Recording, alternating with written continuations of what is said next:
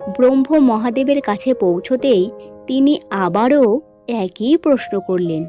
ব্রহ্ম মহাদেব বললেন, না, এই নামের মানে তো আমি জানি না, তুমি যমরাজের কাছে যাও।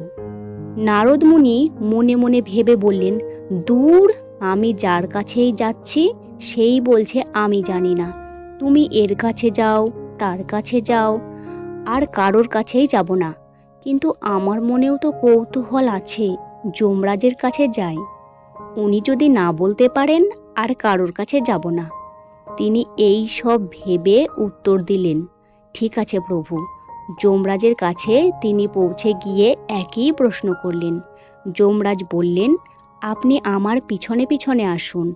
এই বলে তিনি তাকে নরকের দিকে নিয়ে যান।